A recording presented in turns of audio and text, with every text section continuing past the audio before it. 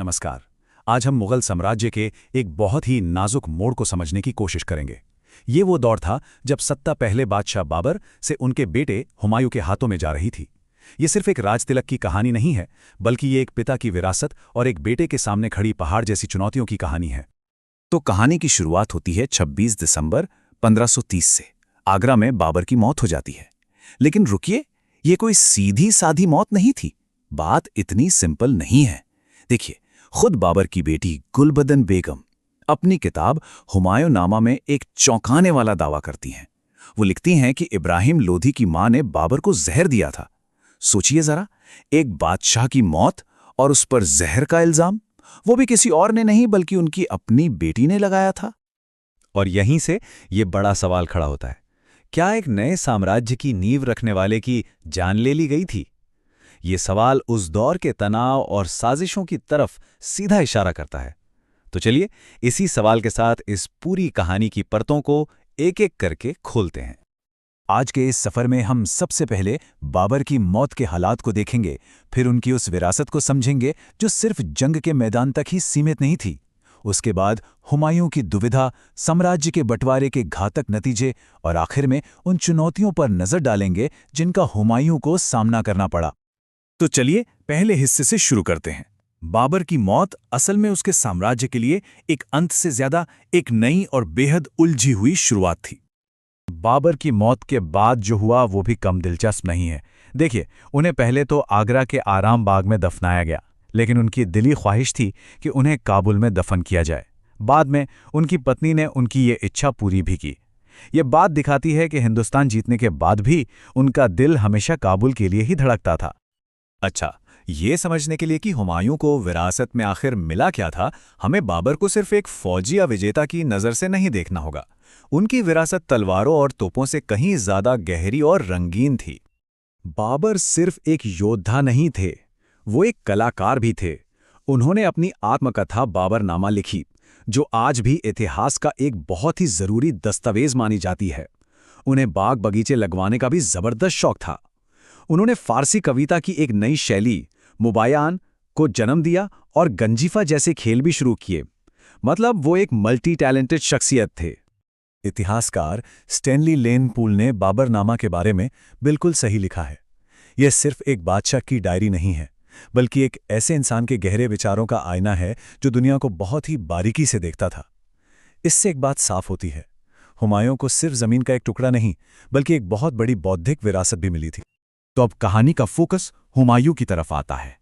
1508 में काबुल में पैदा हुए हुमायूं के कंधों पर एक बहुत बड़ी जिम्मेदारी आ पड़ी थी। उन्हें न सिर्फ एक विशाल साम्राज्य संभालना था, बल्कि अपने पिता के एक वादे को भी निभाना था। एक ऐसा वादा जो आगे चलकर उनके लिए सबसे बड़ी चुनौती बन गया। पिता की मौत के सिर्फ 4 दिन बाद 30 दिसंबर 1530 को हुमायूं हिंदुस्तान के तख्त पर बैठा। ये जो इतनी जल्दबाजी थी, वो दिखाती है कि माहौल कितना नाजुक था। अगर जरा सी भी देर होती तो सल्तनत में बगावत का खतरा था। और यहीं से हुमायूं की असली परीक्षा शुरू हुई। बाबर ने मरते समय हुमायूं को एक सलाह दी थी। उन्होंने कहा था कि अपने भाइयों के साथ नरमी से पेश आना और साम्राज्य को उनके बीच बांट देना। अब एक पिता का आखिरी हुक्म था, जिसे एक बेटे के लिए टालना लगभग नामुमकिन था। चलिए अब देखते हैं कि पिता के इस आखिरी इच्छा को पूरा करने का नतीजा क्या निकला। ये एक ऐसा फैसला था जिसने अनजाने में ही मुगल साम्राज्य के अंदर खाना जंगी यानी कि सिविल वॉर के बीज बो दिए थे। तो हुमायूं ने अपने पिता के हुक्म पर अमल किया और साम्राज्य को बांट दिया। कामरान को मिला काबुल और कंधार, जो कि सामरिक तौर पर सबसे अहम इलाके थे। वहीं अस्करी को संभल, हिंदाल को मेवात और चचेरे भाई सुलेमान मिर्जा को बदख्शां की जागीर दे दी गई। और यही फैसला सोर्स के मुताबिक हुमायूं की नाकामी का सबसे बड़ा कारण बना। अपने भाइयों के प्रति उदारता दिखाने की यही नीति उनके लिए सबसे ज्यादा खतरनाक साबित हुई। उन्होंने एक मजबूत साम्राज्य को अपने ही हाथों से कमजोर कर दिया। इस बंटवारे का असर सिर्फ जमीन के टुकड़े करने तक ही सीमित नहीं था। इसने परिवार के अंदर ही ताकतवर दुश्मन पैदा कर दिए। अब कामरान के पास काबुल और कंधार थे, जिसका मतलब था कि मुगल सेना में भर्ती की पूरी सप्लाई लाइन अब उसके हाथ में थी। इसके अलावा दूसरे मिर्जा भी थे जो अब खुद को सिंहासन का हकदार मानने लगे थे। तो एक तरफ घर में बंटवारा हो चुका था और दूसरी तरफ सीमाओं पर दुश्मन तैयार खड़े थे। इस कमजोर और बटे हुए साम्राज्य के साथ हुमायूं को गद्दी पर बैठते ही कई मोर्चों पर एक साथ लड़ना पड़ा। हुमायूं के शुरुआती 2 साल तो लगातार जंग में ही गुजर गए।